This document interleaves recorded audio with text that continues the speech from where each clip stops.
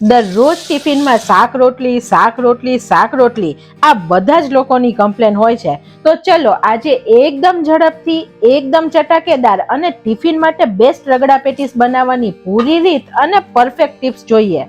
Video પસંદ આવે તો લાઈક આપી રૂપલ્સ ટેસ્ટી ટિપ્સને સબસ્ક્રાઇબ જરૂર કરજો. Happy cooking, enjoy eating. સૌથી પહેલા 500 ગ્રામ જેટલા આપણે તાજા લીલા વટાણા લીધા છે અને 1 નંગ જેટલું બટેકું લીધું છે. બટેકાની છાલ મેં કાઢી લીધી છે. વટાણાને એક બાઉલમાં લઈએ અને તેને 1 થી 2 વખત પાણીથી ધોઈ લઈએ. બટેકાને આપણે ઝીણું સમારી લઈએ. 1 ઇંચ આદુનો ટુકડો અને 1 તીખા લીલા મરચાની પેસ્ટ બનાવીએ. તમે તીખું ખાતા હોય તો તમે આનાથી વધારે પણ મરચા એડ કરી શકો છો. રગડો એકદમ ફટાફટ બની જાય તેની માટે આપણે બધી પ્રોસીજર કુકરમાં કરીએ છીએ. ગેસની ફ્લેમ આપણે મીડિયમ થી સ્લો રાખીએ છીએ. 2 TBSP જેટલું તેલ લઈએ છીએ. તેલ થોડું ગરમ થાય એટલે આપણે 2 પિંચ જેટલી હિંગ ઉમેરીએ. ફ્રેન્ડ્સ, રગડાના વઘારમાં જીરું અને રાઈનો ઉપયોગ આપણે નથી કરતા. વાટેલા આદુ અને મરચાંને એડ કરીએ. હવે ગેસની ફ્લેમ સ્લો કરી દીધી છે. આદુની કચાશ દૂર થાય ત્યાં સુધી 1 મિનિટ જેટલું સાતળીએ. 1/4 ચમચી જેટલી હળદર એડ કરીએ. હળદર વઘારમાં એડ કરવાથી કલર સરસ આવશે ને તેનો કાચો સ્વાદ પણ નહીં લાગે. બધું થોડું સરસ સતળાય એટલે બટેટા એડ કરીએ. ફ્રેન્ડ્સ, બટેટા આપણે એટલા માટે એડ કરીએ છીએ કે લીલા વટાણામાં સ્ટાર્ચનું પ્રમાણ ઓછું હોય છે. કઠોળના વટાણામાં સ્ટાર્ચ વધારે હોય છે. લીલા વટાણામાં થિકનેસ જલ્દી નથી આવતી. તો રગડો પાણીવાળો ને તેવો ના બને તેની માટે સ્ટાર્ચ માટે થઈ અને બાઇન્ડિંગ આપવા માટે આપણે બટેટું એડ કરીએ છીએ.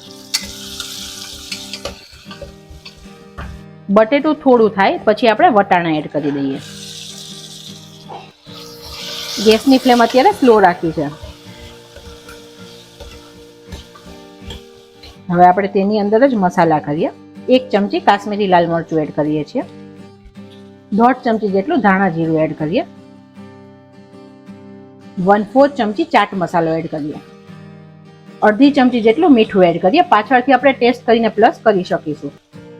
હવે તમારી પાસે ઉસળનો મસાલો હોય તો તમે તે એડ કરી શકો છો, પણ બધા પાસે ઉસળનો મસાલો નથી હોતો તો અત્યારે આપણે દાળ શાકનો ગરમ મસાલો જ એડ કરીએ છીએ. 1/4 ચમચી જેટલો ગરમ મસાલો નાખીએ. બધું સરસ એકવાર મિક્સ કરીએ.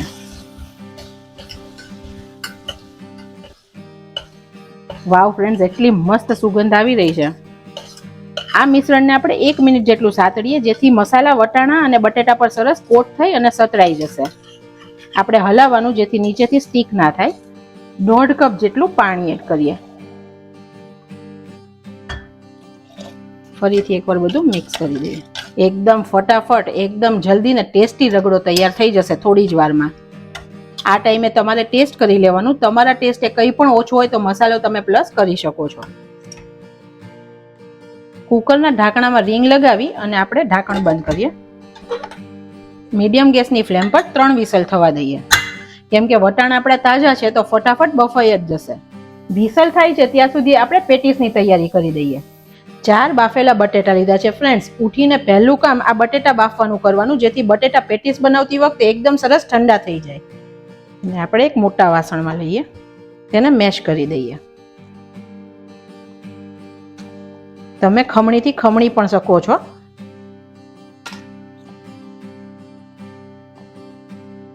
પેટીસ સરખી બનાવવા માટે બટેટા બાફેલા ઠંડા હોવા ખૂબ જરૂરી છે. જો ગરમ બટેટા હશે ને પેટીસ વાળીશું ને તો તે નરમ થતી જશે ને સરખી નહીં બને. ફ્રેન્ડ્સ, આપણે પેટીસ બનાવતા હોય ને ત્યારે ઘણી બધી વખત આપણને આવા પ્રશ્ન આવે છે કે બટેટા બાફ્યા પછી બહુ ઢીલા થઈ જાય છે, પોચા પડી જાય છે, પાણી છોડે છે અને પેટીસ વાળીએ તો સરખી વળતી જ નથી. તો તમને હું એનું બેસ્ટ સોલ્યુશન કહું. અત્યારે આપણે 1/4 કપ જેટલા બટેકા પૌવાના પૌવા લીધા છે. તેને આપણે 1 થી 2 વખત પાણીથી ધોઈ લઈએ જેથી તેની ઉપરનો કચરો હોય તો નીકળી જાય. અને 5 મિનિટ માટે તેને સાઈડમાં પલાળી દઈએ. એકદમ થોડું પાણી નાખી અને પલાળી દઈએ છીએ. 2 ટુકડા આદુ અને 1 તીખા લીલા મરચાની પેસ્ટ બનાવીએ. ફ્રેન્ડ્સ, આ પેટીસમાં આદુનો સ્વાદ ખૂબ સરસ લાગે છે. પૌવા આપણા સરસ પલળી ગયા છે. તમે હાથેથી આમ કરશો ને તો મેશ પણ થઈ જશે. ફ્રેન્ડ્સ, પૌવા ગમે તેટલા ઢીલા બટેટા હશે ને તો પણ બાઇન્ડિંગનું કામ કરશે. અને પૌવા કેવી વસ્તુ છે કે બધાના ઘરમાં અવેલેબલ હોય છે. ઇનકેસ પૌવા હાજર નથી તો તમે આની જગ્યાએ કોર્નફ્લોર અથવા આરા લોટનો ઉપયોગ પણ કરી શકો છો. પણ ઘણી વખત એવું થાય છે કે બટેટાએ બહુ વધારે પાણી છોડ્યું હોય છે, તો વધારે પડતો કોર્નફ્લોર કે આરા લોટ એડ કરશો ને તો એકદમ ચ્યુઈ અને ચવડ પેટીસ બનશે, ખાવામાં તે નહીં ભાવે. તો બેટર ઓપ્શન પૌવા છે. હવે મસાલા એડ કરીએ. આદુ મરચાંની પેસ્ટ બનાવી તે એડ કરીએ. 1/4 ચમચી ચાટ મસાલો એડ કરીએ. 1/4 ચમચી જેટલો ગરમ મસાલો એડ કરીએ. 1/4 ચમચી આમચૂર એડ કરીએ. 1/4 ચમચી મીઠું એડ કરીએ. પાછળથી આપણે મસાલો બને ત્યારે ટેસ્ટ કરીને એડ કરી શકીએ છીએ. હવે આ બધી વસ્તુને આપણે સરસ મિક્સ કરીએ.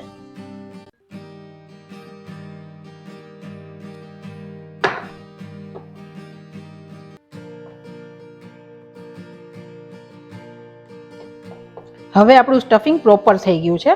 આપણે આ કન્સિસ્ટન્સીમાં સ્ટફિંગને રાખવાનું જેથી આપણી પેટીસ સરસ વળે. આ ટાઈમે તમારે મસાલો ટેસ્ટ કરી લેવાનો. કંઈ પ્લસ કરવું હોય તો તમે અત્યારે કરી શકો છો. આવું એક લોટ જેવું સરસ ફોર્મ થઈ જવું જોઈએ. હાથમાં થોડું તેલ લગાડી લઈએ અને પેટીસ વાળી લઈએ. તમને જે સાઈઝની પેટીસ બનાવવી હોય તે સાઈઝની બનાવવાની. અત્યારે હું થોડી મીડિયમ સાઈઝની પેટીસ બનાવું છું. અને સાઈડ્સથી ક્રેક હોય તો તમારે આવી રીતે કરી દેવાની. આવી રીતે બધી પેટીસને વાળી લઈએ. આપણી પેટીસ વળાઈને રેડી છે. અત્યારે 7 નંગ જેટલી પેટીસ બની છે. પેટીસ વળાઈ જાય પછી શેકતા પહેલા આપણે કુકર પણ ખોલીને ચેક કરી લઈએ.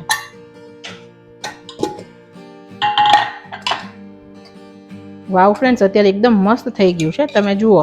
અને હાથેથી તમારે મેશ કરીને વટાણા ચેક પણ કરવાના કે ચડી ગયા છે કે નહીં. અત્યારે વટાણા સરસ ચડી ગયા છે અને બટેટા પણ ચડી ગયા છે. હવે આપણે વટાણાને થોડા થોડા મેશ કરી દઈએ જેથી બાઇન્ડિંગ સરસ આવી જાય અને બટેકા પણ મેશ થઈ જાય. બહુ વધારે નથી કરવાના ફ્રેન્ડ્સ, થોડા થોડા જ આપણે મેશ કરીએ.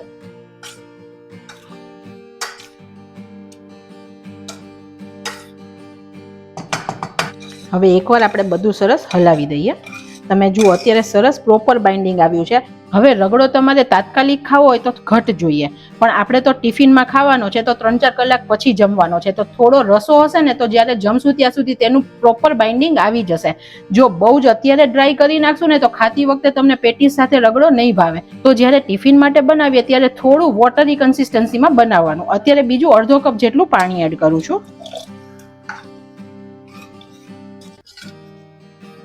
પાણી એડ કર્યા પછી મસાલો પણ ટેસ્ટ કરવાનો. પાણીને લીધે ફિકાસ ના આવી જવી જોઈએ.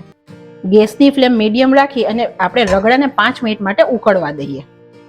ત્યાં સુધી આપણે પેટીસને શેકી લઈએ. આપણી લોઢી થોડી ગરમ થાય એટલે આપણે ઘી લગાવીએ છીએ.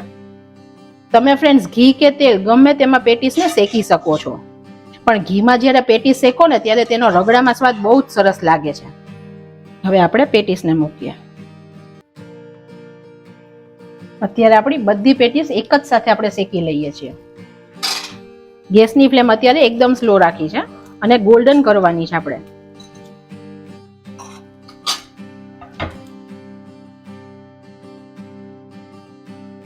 આવું કરવાથી બધી સાઈડ ઘી સરસ આવી જશે. બીજી સાઈડ આપણો રગડો પણ સરસ ઉકળી રહ્યો છે.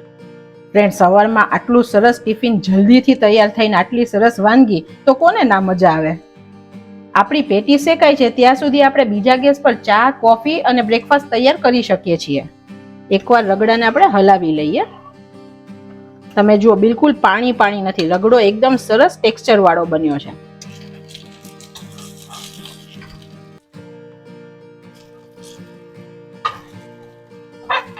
આપણી પેટી સરસ ગોલ્ડન થઈ છે. એક બાજુથી આપણે બીજી બાજુથી પણ સરસ ગોલ્ડન કરી લઈએ. આપણો રગડો એકદમ સરસ ઉકળી ગયો છે અને અત્યારે પરફેક્ટ છે. કેમ કે 3-4 કલાક પછી આ કન્સિસ્ટન્સી હશે ને તો તમે ખાશો ત્યારે પરફેક્ટ થઈ જશે. આપણે ઉપરથી રગડામાં હંમેશા ચટણી એડ કરીએ છીએ તો અત્યારે આપણે લીંબુનો ઉપયોગ નથી કરતા. ગેસની ફ્લેમ આપણે બંધ કરી અને ઉપરથી થોડી કોથમીર એડ કરીએ. વાવ ફ્રેન્ડ્સ, એકદમ ટેસ્ટી રગડો બનીને રેડી છે.